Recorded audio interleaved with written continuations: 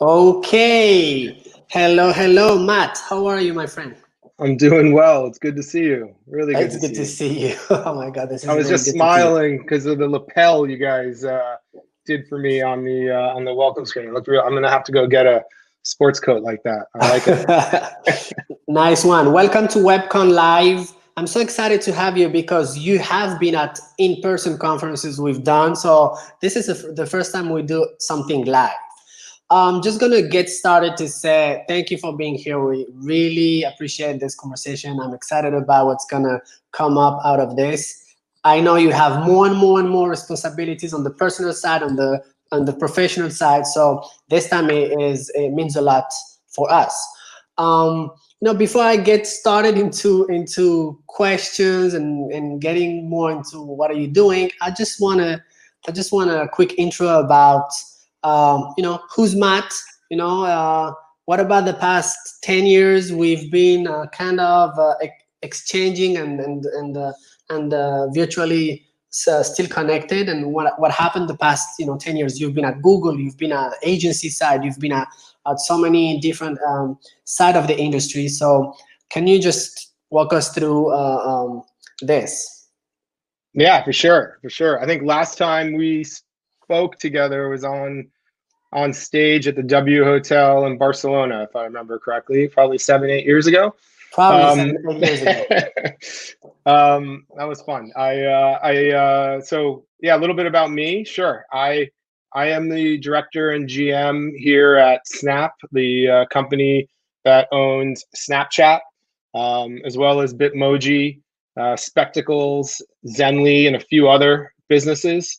Um, I also sit on the board of the CPA Ontario, which is the governing provincial body here in Canada that is responsible for protecting the public interest and supporting its 93,000 members that are public accountants, business, finance, nonprofit, and academics.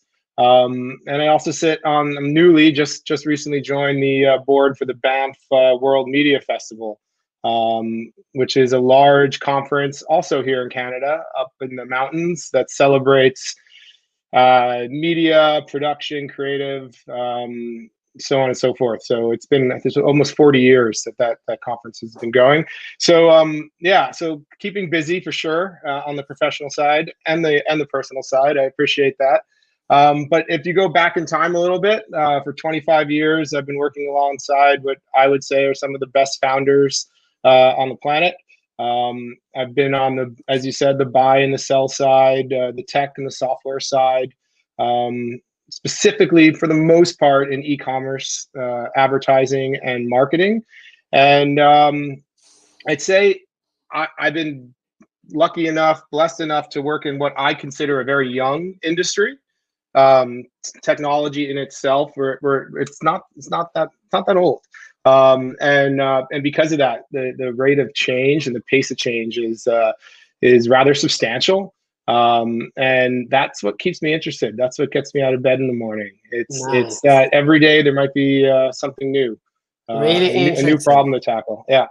Amazing, really amazing. I've been following, your background, and it's really impressive. I don't know Thank about you. the industry being very young. I don't know if you're trying to say that you're not old, but I just want to make sure, we've known each other for 10 years or 8 years back in Barcelona, and I was like 24, 25. So I'm wondering, You got a long way to go. You got a long way to go, man. So you said You're you're in just getting Toronto started. right now, right? Yeah, You said you're I in am. Toronto, but are you from Toronto? Where are you from exactly? Oh, good question. So born and bred New Yorker, grew up on the Upper West Side of New York City, and I've been lucky enough to live on 3 continents, build teams on 4 continents. And about 7 years ago, I moved up to Toronto for a variety of reasons, mostly personal, but supported by my professional side. So you can say you know, not many people. It's interesting. Not many people understood the jump to Toronto, but when you think of what Toronto actually is today, it's rather quite spectacular. It's the most international city in the world. 56% of Torontonians aren't from Canada. It has the second largest and the fastest growing tech scene on the planet after Silicon Valley. And as far as quality of life goes, the Economist Intelligence Unit constantly places Toronto in the top 5, top 3 capacity globally as some of the best places to live. So I must say, New York's, you can never really take the New Yorker out of you can never take, you can take a New Yorker out of New York, but not the New Yorker out of, not New York out of the New Yorker. My mom gets that better than I do. I sometimes mess that one up like that, but Toronto's been a great place to be. It's home now for sure. That's really amazing. I'm surprised about what you said right now. You're saying Toronto is number 2 in the ranking of tech cities, right? Tech hubs. Yeah. Why do you think we don't hear that much? I mean, globally, we probably hear a lot about, of course, Silicon Valley, San Francisco, here in LA, Silicon Beach, Israel, Tel Aviv is booming a lot, Shanghai. There's specific places that are very good at marketing themselves, maybe. Why do you think, I mean, I didn't know about, it sounds like we should be moving Web Congress to Toronto already. Well, they moved Collision Conference to Toronto. Patty made that decision a couple of years ago, and it's done well for them here. It's interesting. It's because it's the fastest growing. So when you look at hiring in Toronto across the tech sector, there's been more net new jobs created in Toronto than New York and San Francisco/Bay Area combined over the last like 5 or 6 years. So sometimes I just think that, it just maybe it's still too early, even though it's so large, the market here. But to be fair, I think now that I've mentioned it, you'll start to see some interesting stories popping up here and there. Canadians tend to be a little bit more softer spoken. That's a massive generalization. I probably shouldn't make them, but it's not always about like, tooting your own horn, so to speak. But this city is transformed because of tech and continues to. And I don't know. I kind of like it here. Interesting. I'm guessing all of the big tech startups have offices there. Snap is there. LinkedIn is there. Yeah. So Google has more employees in Canada than Snap does globally. Companies like Amazon have created headquarters here and hire across a range of functions and levels. The startup ecosystem here is very healthy, including names such as Shopify, which you may have heard of. Yeah. So this is the Fortune 500. I believe it's the Fortune 500. All have offices here. Many incubator and kind of venture labs. There's a burgeoning kind of VC scene, not yet at scale of maybe our brothers and sisters in the US, but growing much faster. Interesting. It's got all the right ingredients. I think the reason, by the way, is the diversity in applicants and in the population. Canada has a very open, a much more open immigration policy than many other nations, and much of the global talent has found its way here to Toronto, and to a lesser degree Montreal and Vancouver, but they're also doing quite well. Interesting. I'm definitely going to investigate the opportunities in Canada now for us. Awesome. Love it. You opened my eyes. So, we're here. So we've met 8 years ago back in Barcelona doing conferences and at SES and other conferences. This was an amazing time. I feel like there is another, 10 years starting, 2020, 2030. It's going to be completely different from what happened in the past 10 years. But starting with just this year has been very unique, very insane, very strange. How was 2020/COVID for you at home, at work, online? Tell us about that. Yeah, it's a good question. It's like the elephant in the room, right? There's no one that I know who predicted this. If you're out there and you've predicted it, I want to see your models, because there's something I don't. But I think no doubt it's been, no matter what your business results have been, no matter how your companies have performed, it's been a challenging year for everybody, for a variety of reasons. Quarantines are not necessarily good for people mentally, I think, possibly physically as well.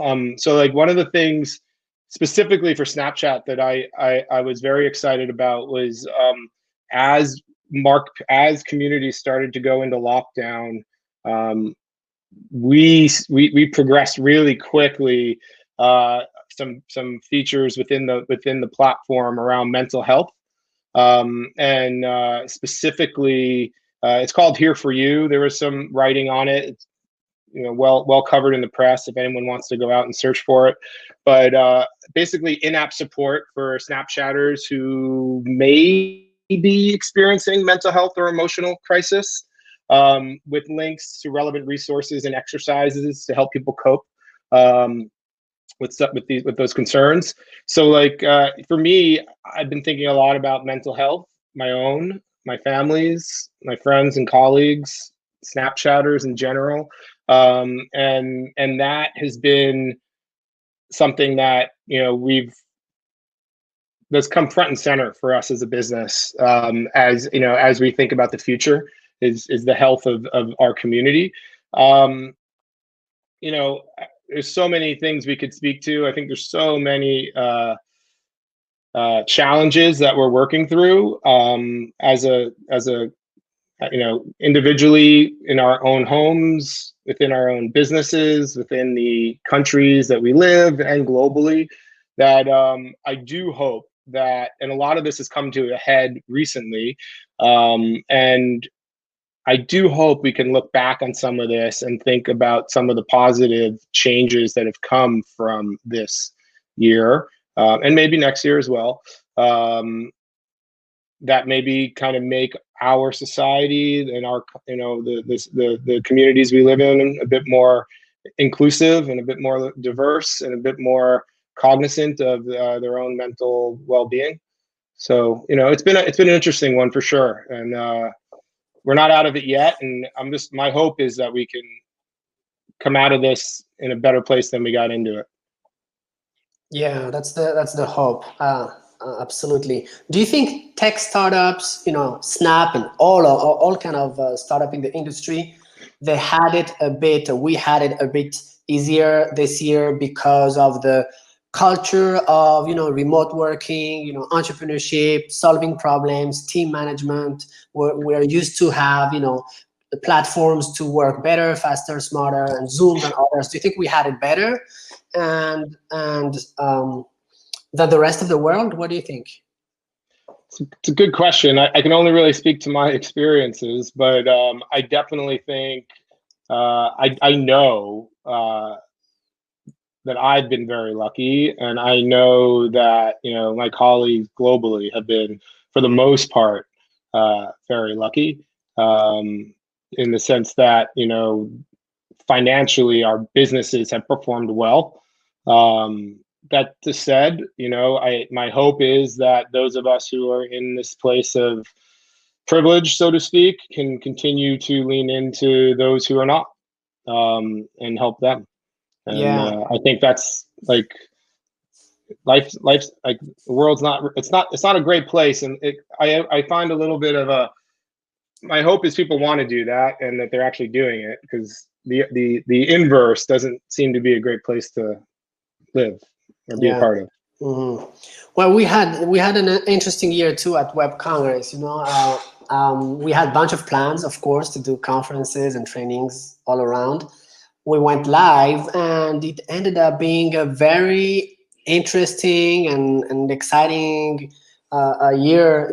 Beside the danger of COVID, but we actually hired more people. We had a lot of all our partners, and they came to us to ask us how to go live, how to go remote, how to work better digitally. So very, very interesting. Okay, so beside that, how do you see, I just want to know, how is it to work at Snap? You've been working in different tech companies, and what's coming up? I think you recently entered the position last year, probably, or this year, so in the middle of this challenge. But what are the goals? What's coming up? Yeah, it's been just over a year, and I must say I have been nothing but impressed by the team that I work with, here in Canada and globally.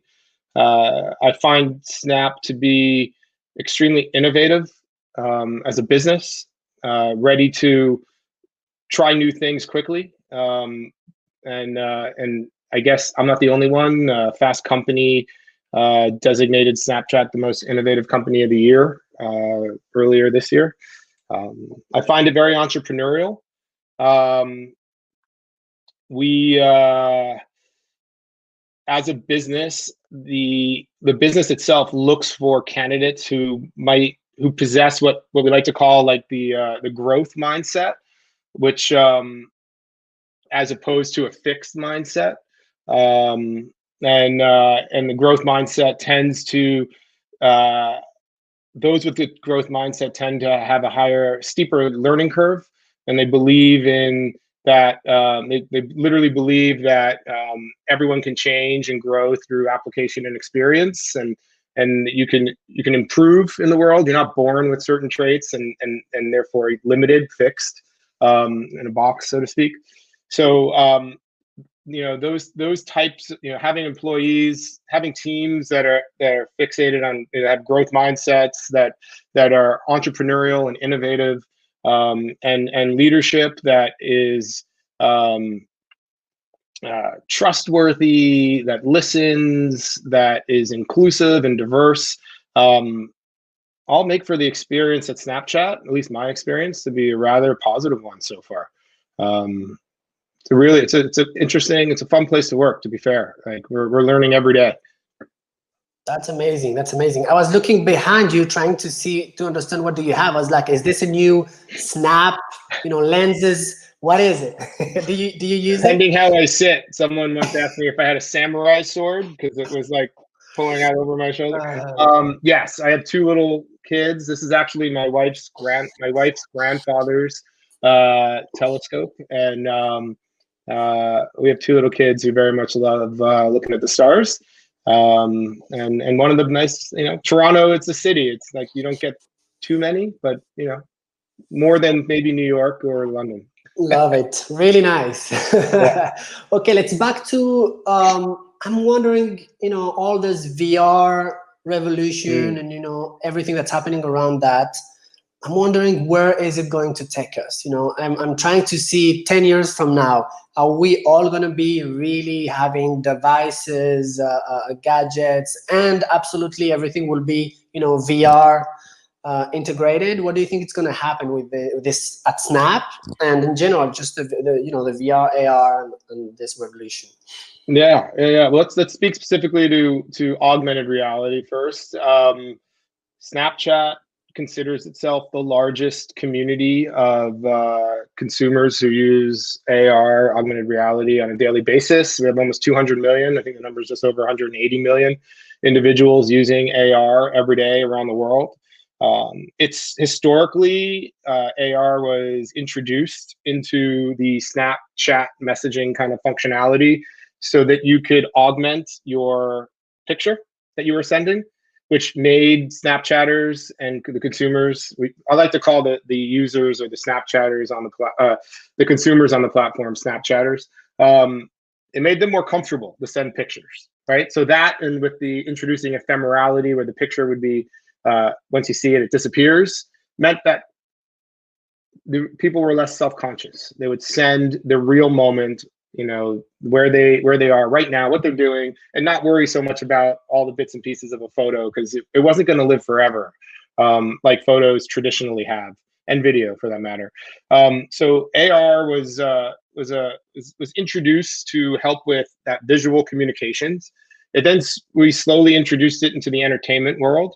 Snapchat produces its own shows. Some are scripted, some are unscripted, they're episodic, they're seasonal. I think there's almost 400 of them on the platform. We produce some of them on our own. We work with third parties, like Disney, for instance, to produce others. They're unique shows that exist only on your phone in vertical video within the Snapchat app. But we've started to introduce the camera to some of those shows, so that let's say there's a show, for instance, there's a show on style and fashion. Isn't it cool now, while you're watching the show, the split screen, you can try on some of the outfits that the cast and crew are wearing on the show. And so now that we're still cracking that one, trying to figure out the best way to do it, but the initial results are really positive. And then in the third bucket, we're looking at AR specifically to help you get along, make your life easier. So what we call like as a utility, right? So when I think of AR, I think of like, let's stick with the fashion example. When you're purchasing a product online, you want to know how it looks on your body. It's really hard to do that on a website or through an app. Well, we have try-on augmented reality technology. So the sneaker or the shoe or the shirt, literally, you try it on virtually, and you can walk around the room with it and walk in the sneaker. And it's rather cool, to be fair. Like you could swipe the different patterns or colors or styles, sizes, so on and so forth. And we believe that that'll help kind of close that last mile between like the brick and mortar and store and the online store.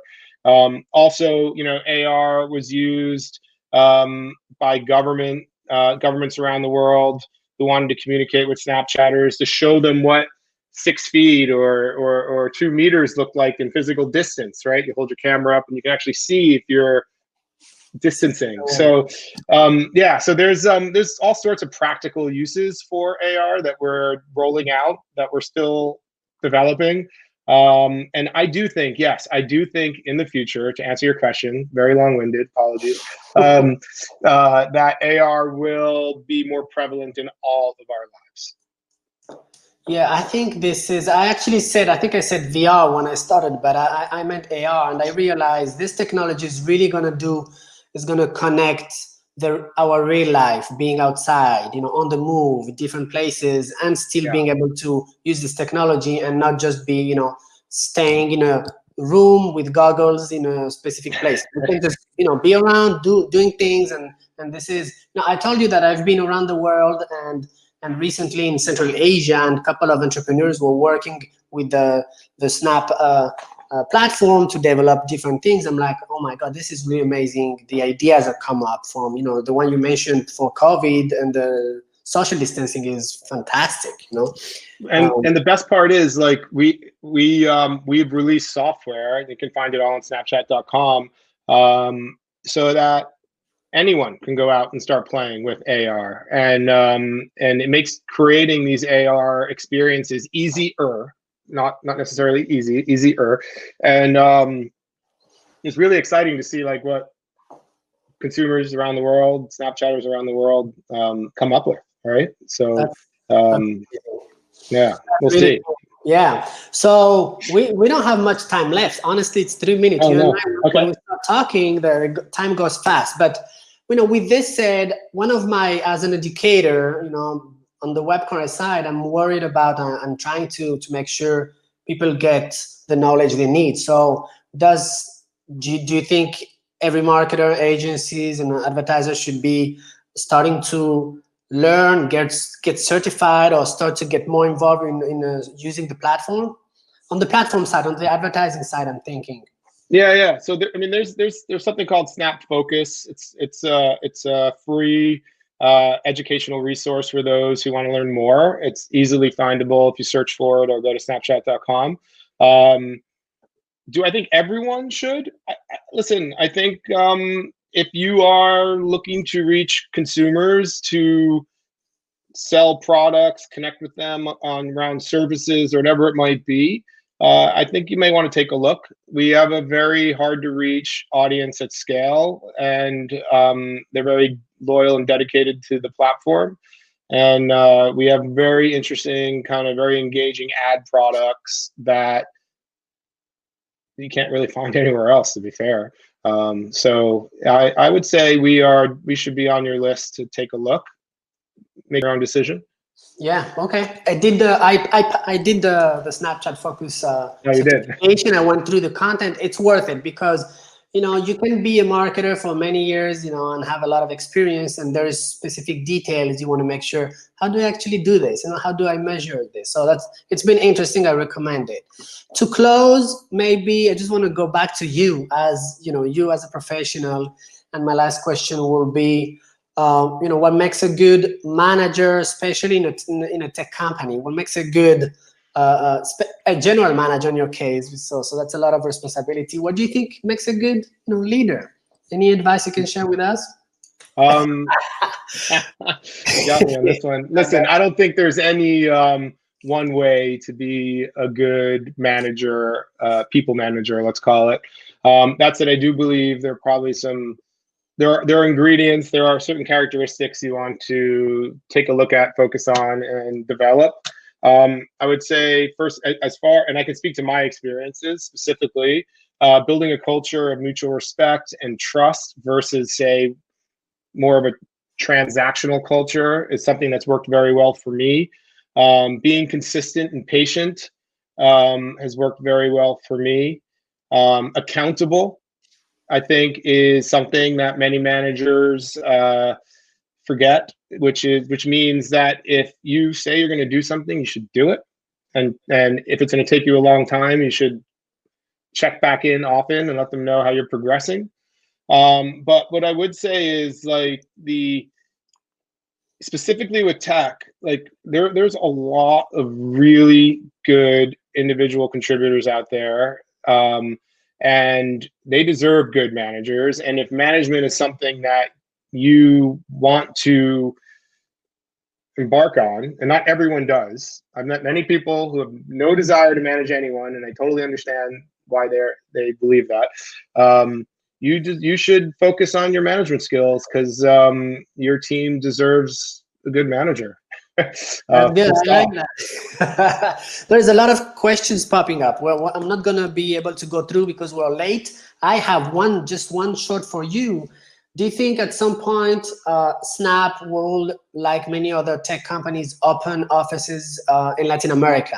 It could be Brazil, Colombia, somewhere. Do you think it's gonna happen sooner or later? Yeah. Yes. Amazing. Matt, thank you so much, man. It's good to have you.